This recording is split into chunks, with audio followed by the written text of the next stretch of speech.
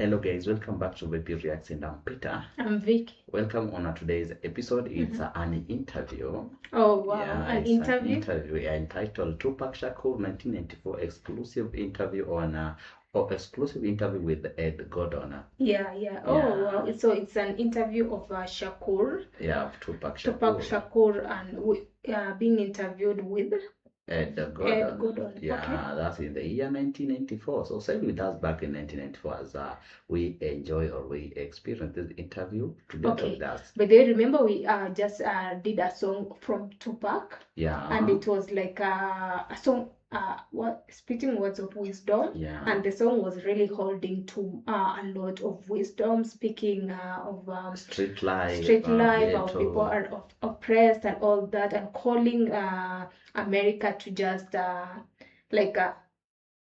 it's their time to step face the consequences. Yeah, to sow what they to reap what they sow. Yeah. It was a calling. It's like a calling song for people to fight for their rights and all that. So today it's an interview. So this is much interesting. Yeah, and this is courtesy of George. Exactly. So thank you, George, for another Tupacshakur episode. Thank you for this interview. I know, I'm sure it's going to have a lot in it. Me too. I'm really ready to learn a lot. Since I think we have not done much of Tupac interviews. We've been doing much of Malcolm X, Muhammad Ali, and many other activists. So we've never got a chance to watch an interview of Tupac. So this is gonna be interesting. And remember, his influence, Tupac's influence, is still live even now in our country. Okay. There are those who are youth that usually follow his footsteps in the street in fighting for their rights. Ghetto life. And don't forget the bandana. People still have it. Oh, Tupac bandanas. Yeah, the bandana style. You can't walk in the street without finding one or two guys out of 10 it's still there with the bandanas. Otherwise, let's check it out. Share your opinions, your thoughts at the end of it. Subscribe if you haven't. If you have other interviews, maybe documentaries, songs, please feel free to suggest with us. Wow, by Makaveli link, we have it on the description together with a Patreon. It serves the same purpose. So without saying much, let's see what we have on this. Enjoy with us to the end. Stay tuned as well. You know what I'm saying? It's that situation when you got, we are living in a war zone. It's not as easy as these people are making us think, that they just got some criminal-ass black kids with guns. It is not like that. We live in hell. We live in the gutter. We got us stacked up 80 deep in one building. You know, by the time you get out your house, you strapped to protect yourself. Because you living in the same community that the police is carrying rifles and riot gear. Same, they need them riot, excuse my language, I'm so sorry. The same reasons they need the riot hat, the riot jacket, the flak jacket, the double vest, the 9mm Glocks with extra bullets, the tear gas, the mace, all that. Who do you think the police is using that against? Dogs? So we fighting the same villains that they fight in the street. But instead of them seeing us fighting villains in the street, we all villains. Is your generation the one that is picking up for where the Panthers left off, saying, all right, enough is enough? The generation before us forgot about the fight. We're picking it back up. Not only forgot about the fight, forgot about us. Yes, and we're picking it back up. But at this level, all we're trying to do is unite. And right now, as a year, we got 1 million people that's listening. Now we can tell them something. Now we can try to get them that way, and we might lose some. We might gain some, but we would never even have that audience had we not said what was real. You know what I'm saying? And the main thing for us to remember is that the same crime element that white people are scared of, black people are scared of. The same crime element that white people fear, we fear. So we defend ourselves from the same crime element that they scared of. You know what I'm saying? While they waiting for legislation to pass and everything, we next door to the killer. We next door to him, you know, because we up in the projects where it's 80 in the building. All them killers that they letting out, they right there in that building. But it's better, just because we black, we get along with the killers or something? We get along with the rapists because we black and we from the same hood? What is that? We need protection too. Finally, I want to ask you about something that someone else asked you in the interview, and I thought the answer was interesting because I think it speaks to you and your generation a lot. Someone said, where do you see Tupac 10 years from now? You said, hey, I just want to be alive. That's real. That's so real. I made a metamorphosis. I'm a new person today. So him like saying, I want to be alive. was he facing maybe too much threats or Exactly. something? Like, because that's really a strong answer, and maybe someone wouldn't expect somebody to say like that. Yeah, and also in the movement that they are forming, he says genuine like they can really gather 1 million, around the million. They might lose some, Of course, and yeah. they might get some. So on the part of losing some, he's just praying and hoping that he is not among Exactly. them. Yeah, he's hoping that maybe after all that time he will be there, continue fighting together. Like, yeah. Let's continue. Because I used to strongly and honestly, I feel like I could represent my generation so much because I honestly did not care whether I lived or died. But now, I cannot die with people thinking I'm a rapist or a criminal. I can't leave until this shit is straight. You know, I'm not suicidal. I can't go until y'all really know what time it is. And then after that, boom, it's all over. And we can see, you know, how this shit fall. But that's how it is. And the reason being is because if I can't live free, if I can't live with the same respect as the next man, I don't want to be here. Because God has cursed me to see what life should be like. If God wanted me to be this person and be happy here, he wouldn't let me feel so oppressed. He wouldn't let me feel so trampled on. You know what I'm saying? He wouldn't let me think the things I think. So I feel like I'm doing God's work. You know what I'm saying? Just because I don't have nothing to pass around for people to put money in the bucket don't mean I ain't doing God's work. I feel like I'm doing God's work. You know what I'm saying? Because these ghetto kids ain't God's children. And I don't see no missionaries coming through there. You know what I'm saying? So I'm doing God's work. While Reverend Jackson do his up in the middle class and he go to the White House and have dinner and pray over the president, I'm up in the hood, you know what I'm saying, doing my work with my folks. And just because I don't live there don't mean I don't go there. I got to go there because I can't hang nowhere else. Wow. That's, Still looking. That's so encouraging. Huh? Yeah, he's so determined. Exactly. Yeah, and focused to do it with or without support. And he feels like God is the one who has directed me to this. Yeah. Like, if God loves us, he wouldn't let us to get oppressed and all that. So this is God's work. Exactly. Vietnam vet be like, without a sergeant, without any backup, without any other soldiers, nobody but a Vietnam vet in Vietnam, when he came home, how would he be? And that's me. I had to go through all that street, war, everything, the same drugs that everybody else get turned out on. You know, where I would have been stopped shorted, I made it past. And here's where I am. But because I made it past, I missed some lessons, you know what I'm saying? And you can see the lessons that I missed when you talk to me. You can see where I haven't had a father when you talk to me. You know what I'm saying? You can see where I spent a lot of my time in the streets when you talk to me. Because the words that I say are not words that come from a mother's mouth or a father's mouth. It's words that comes from a pimp's mouth or a prostitute or a hustler or a drug dealer. You know what I'm saying? But to me, these were my role models. How much of that, though, in terms of growing up without a father, sometimes not being with your mother, do you lament on and look back and say, damn, I missed something big? Everything. I know for a fact that had I had a father, had I had someone, and I hate saying this because white people love hearing black people talk about this, but had I had a father, had I had some of these opportunities, I'd have been able to help my mother more. She wouldn't have went the road she went. I could have been a better son. You know what I'm saying? She wouldn't have went that road. It was the absence of my father. You know what I'm saying? I'm dealing with him being daddy not being there. My mother's dealing with him being my man not being there. You know, so many problems in our community that affect everything. So by me not having that, I ain't never want to hear nothing about no kind of relationships between a black man and a black woman. I knew they didn't work. Because as far as I knew, my daddy was the coolest dude out there. And my mama was a Panther. So if they didn't work, it don't work. That's how I felt. You know what I'm saying? And going out there, you know what I'm saying? It's like watching my mother just go through changes and everything. It's like my mother's my partner. She a soldier. You know, she a soldier like I'm a soldier.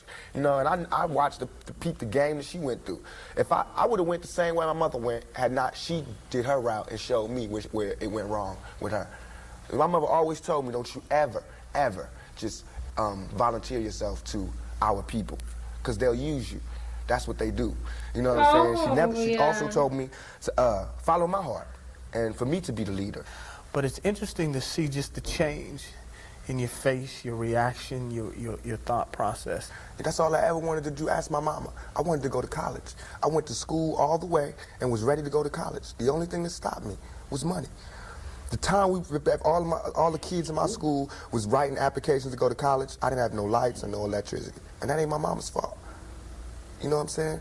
So when I think back to that, I'm not thugging for me. I'm thugging for my family. I pay all the bills. You know what I'm saying? I feed my whole family. Wrong or right, I do. And I can't stop. You know what I'm saying? And if thugging is gonna make me $1 million, because it just got me platinum, then that's what I got to do constantly. And if it makes me feel, because right now, I feel satisfied. I don't feel like I've ever embarrassed myself or my people, you know, in nothing that I've done. And yet and all, I got the whole world fearing me. You know what I'm saying? At 23. Weighing 160 pounds, you know what I'm saying? And I ain't even started. I haven't even wrote my plan out yet, and they scared. I got the vice president know who I am, the president, every cop in every city, you know what I'm saying? And I haven't even started working out a plan. Okay. I have something to offer to business that hasn't been shown before.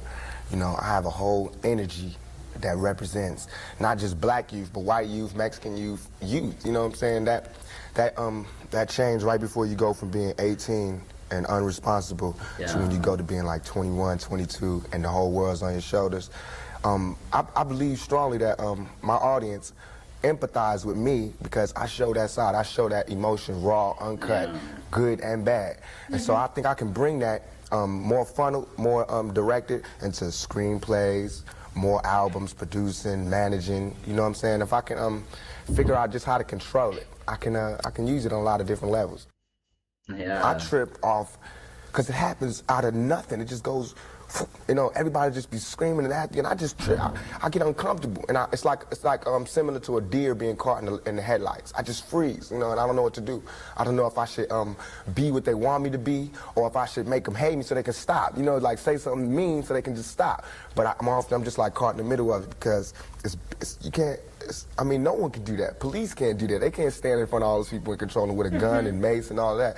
So me with just words, it's like a battle to find the right words to say at the right time. I'm curious, when you think about the idea that you do have that kind of control over so many people, in one sense, the whole idea of being a role model comes up in the imagery. And a lot of people who know you, and I talked to them beforehand, suggested that, hey, you know, when you meet him, he's going to be something entirely different than you imagine and what the media is portraying him. What about that idea that you have been portrayed, and sometimes, I mean, to be honest, you like the portrayal of you just hard, thug. That's right. Don't step on me. That's right. You're in trouble. That's right. Yet there's another side to you, too. What about that idea that you've got to be able to figure out where you're going? To me, it's like, it is my sensitive side that likes to blow up the hard side. Because if my image or my reputation can stop a confrontation before it happens, I'm fine. You know what I'm saying? I know how it is day to day. It's a constant man ego check going on in this street, in this world. So part of that is just like, you know, that's my resume. But as far as the media, they look at it as something different. They don't care about my resume. They don't care about me not getting in trouble. It's just another story, you know, and it's a real story. They don't have to pay for it, and they're going to milk it for all it's worth. As far as people, they want me, when they first see me, to humble myself. They want me to be like this, just because they're scared of me. But I don't feel like that's my job, to humble myself, to show you that I'm not a threat. I'm not a threat, unless you're a threat to me. You know what I'm saying? So when people say, when you meet Pop, he's different than he is, because when somebody one-on-one, anybody one-on-one, I believe, honestly, that I can talk. I believe that I have the ability to reason, I have logic, I have compassion, I have understanding. If we talk, there's no problems. You know what I'm saying? But that's not what happens. People use what they heard in the media, and that's how they come at me. And then, you know, we got the clash. So people come with like force or violence or something, and they expect, with that mind, he has been portrayed maybe as a thug, as in something in the media, so they come already having a notion that this is a danger. Yeah, so they come direct stepping on him. Yeah, but for him it's like, I have a conscience, I have an understanding, I can reason. So if you come with me the best way, we can reason. If you come with me the other way around, okay, I'm just human. I'm human too, I can react. So one of the things that you read in the media is that you're angry, that you personify your generation, that you just got some angry folks out there and you're one of them. I'll put it to you, are you angry? Are you angry with what you see society is about? Yeah, I'm extremely angry, confused, You know, a lot of the times that I sat up in court, I couldn't defend myself. You know what I'm saying? And it wasn't like the things they were saying about me were beyond my comprehension, or the things that I could say weren't going to help my case. But because it's like being exiled, you know, from society, and that's how I feel. And this whole the anger comes from, I'm tired of waiting for my past to get into society. All I ever wanted to do was make me and everybody around me feel more comfortable about where we were. You know what I'm saying? About the places that we stayed. This is our home base. Let's build it up. Let's be happy about where we come from. You know what I'm saying? Instead of trying to assimilate and get a pass key to where they at. You know what I'm saying? Not to say that everything needs to be separate, but we got to find pride in ourselves. You know what I'm saying? And once you get the pride, like damn near 2 seconds after the pride comes anger. From being held like that for so long, and to be made to go through those changes, you get mad. You know what I'm saying? I believe as soon as any black man receives his first 3 checks, he starts getting mad. Because it's not about the necessity of having to have a job and having to pay and having to do that. You don't care no more about the smiles and the, yes, massa, because you done got paid. You know what I'm saying? And now it's like you want to save money. You want to help other people. And you see how far it is, how far you have to go to help anybody in your neighborhood. It's set up for me when I get paid for me to exit the ghetto. You know what I'm saying? The only reason I've had these problems is because I haven't left yet. And these problems don't come from a white man. It comes from just society, the problems that we have. Let me put this to you. A lot of people tell me Tupac is, for the most part, a nice guy. This old thug thing, hype. Good for record sales. Helps him identify with the young people who are out there and angry, who would maybe label him a sellout like they did Hammer if he didn't have that hard side. What about that? First of all, nobody could call me a sellout. I'm not going for that. I'm not even in that. I'm not looking for approval from the black community, because we don't give approval. You know, we don't really do nothing but exist. So it's not like black people could tell me, you a sellout or you true blue. You know what I'm saying? It's not that. I'm not even caught up in that. But I can see that, you know what I'm saying, the one thing we do have in common as black people is we share that poverty. So the thug side is more closer to the poverty than me being rich. You know, how can I come to any community center, you know what I'm saying, sporting a Rolex Presidential, all these diamonds, and be like, look, we, you know what I'm saying, gotta. But now, when I say we, they know what I mean. I'm not saying like I live in this neighborhood and nothing, but I'm a thug, and they thugs. They can relate to it. I don't even have to say that, you know what I'm saying? When I come, I don't have to say I'm real. They already know that, you know what I'm saying? From me being me, from not pushing the thugness, but I know from the business that everybody in this business is always whispering in your ear about what you can't say, what you can't do, what you can't wear in this world and in this world. It's 2 worlds, a white world and a black world. All I did was stand in the middle, you know what I'm saying, and say I'm living in both worlds. I can go to the streets and survive, and I can go out here and do my business out here. I'm play devil's advocate again. All right. Critics say, yeah, but you're being pimped. You're being pimped by the record executives who will allow you to do your thug life because it portrays a certain black. I mean, you've heard it, that if you were just a singer, you wouldn't have the same record contracts you have. Right. But because you portray the thug life, the gangster rap, they've allowed you to make that money. They've allowed you to push and make your platinum. I beg to differ. You know what I'm saying? I'm getting pimped. That's true. But just like how a woman would be, you know what I'm saying? Anybody to be pimped. You know, it's like, it's not that you get pimped, it's how long you get pimped. You know what I'm saying? Because if you really look at this situation, it is not I who's being pimped. When you look at them white kids with Raiders hats on, it's the white folks getting pimped. You know what I'm saying? Because I'm making their future. I'm writing down their curriculum. Right now, what I write in my album today, when it comes out in 2 months, that's what white kids is doing. So who really is getting pimped? What I'm writing in my raps is what them white kids is gonna be saying to their mamas and daddies when they come home. Who is getting pimped? You know what I'm saying? I'm a high school dropout. You know what I'm saying? As far as my teacher told me when I was in high school, I ain't gonna be, you know what I'm saying? I just gotta, it's going down. You know what I'm saying? It's going down. You know, everybody's getting pimped. Whether you work a 9 to 5 or whether you work for yourself, you're getting pimped by somebody. That's not the crime. The crime is how long you allow yourself to get pimped. You have to come up. Everything is a come up. Everything is a struggle. You start from the bottom, working to the top. Okay. And that's true. I like the way Tupac thinks, huh? Exactly. And the way he says, you know, it's just from a honest point of view. Yeah. The press and the media make you think that a black man arming himself is illegal or criminal, or that he wants to arm himself to rob a liquor store or something. You know what I'm saying? That is for me to defend myself, and it should always be. It's just about surviving, you know, and we have to be honest about the tools that we use to survive. And why is a black life any more recoupable than a white life? You know what I'm saying? We know that they don't put the same security in the ghetto that they do in the whites in the white neighborhoods. So therefore, for me to be out here saying don't, you know, put your guns down and no violence, that's hypocritical. And if I didn't talk about the violence, everybody would act like the violence wasn't there.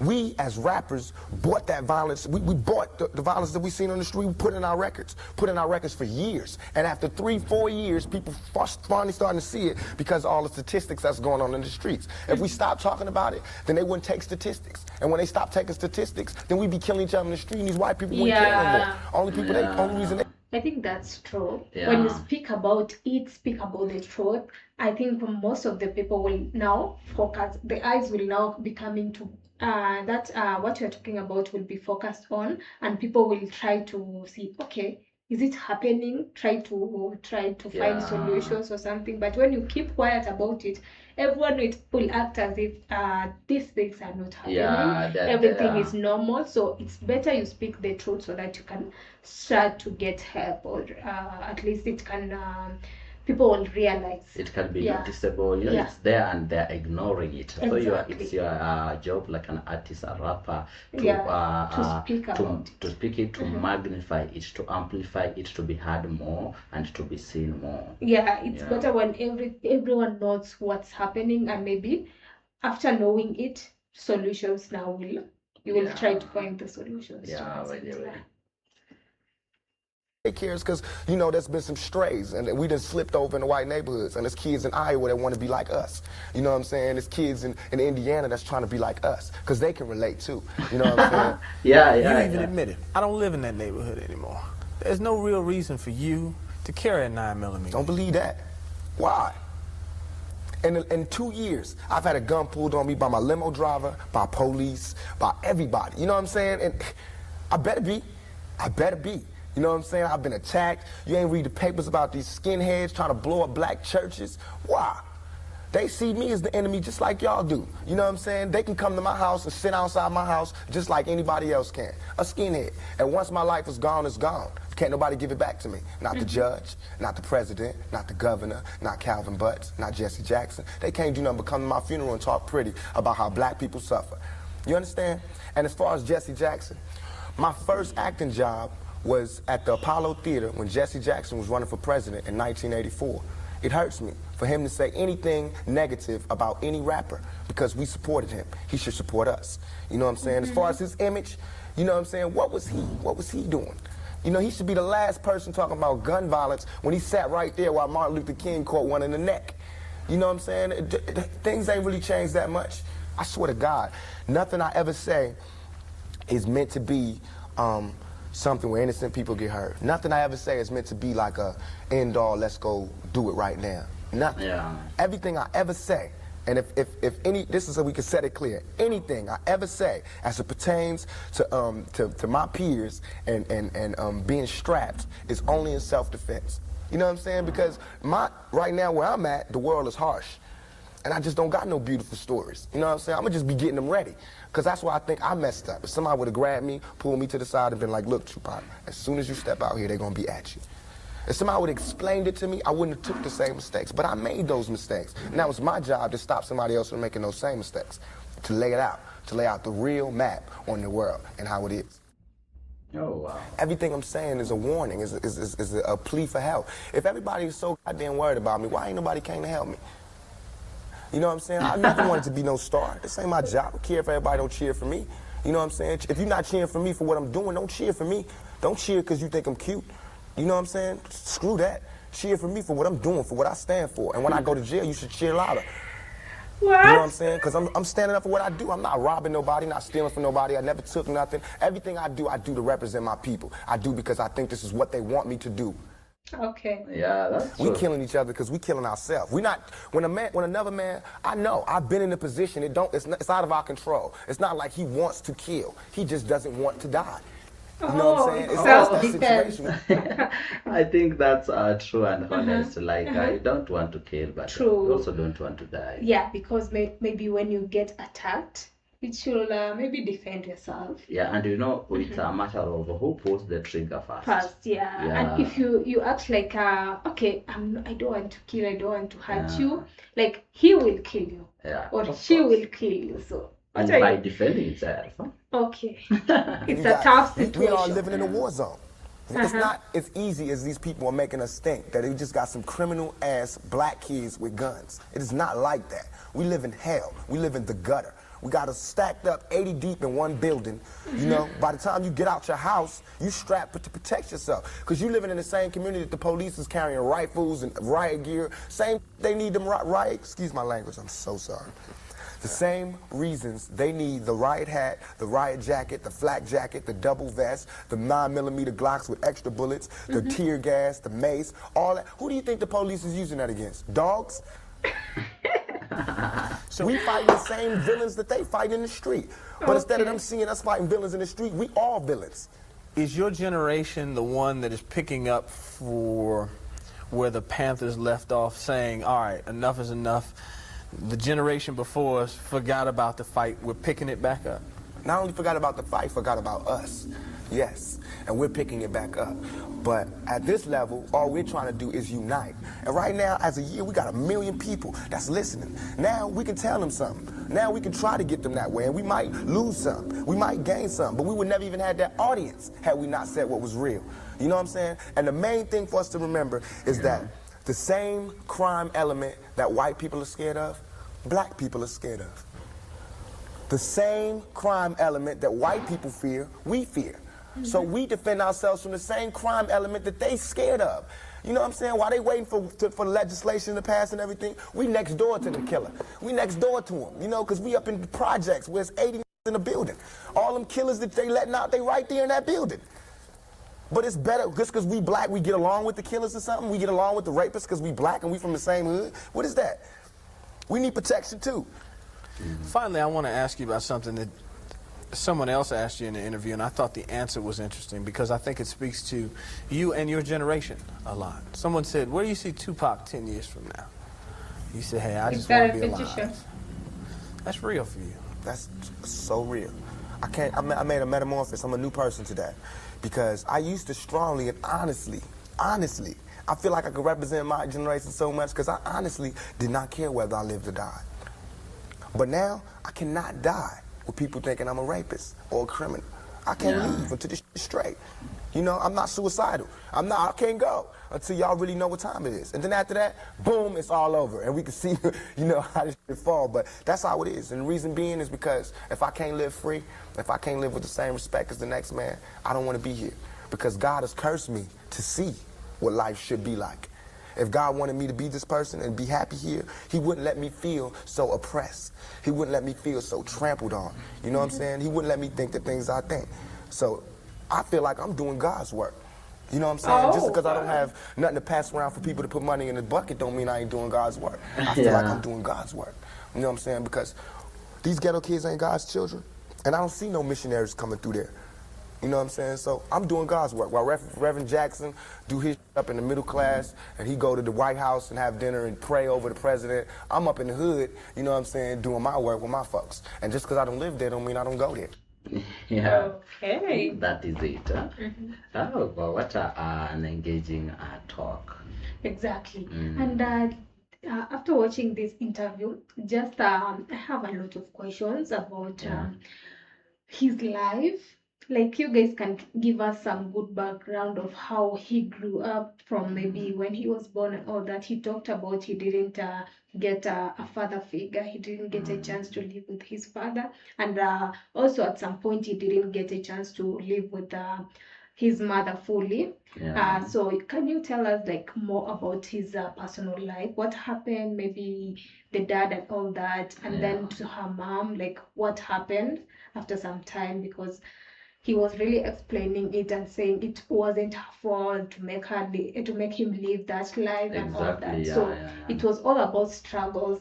They were all over. At some point, he had to drop out of school at his high school. So, of course, you can see that his background maybe was really full of struggles. So you guys can give us more information about his personal life as well. Exactly, yeah, that's true. And what I also liked on Tupac's talk is that he's not apologetic on what he has done, on what he has said, and how you portray him, on how you look onto him in the media, or and how you take his actions.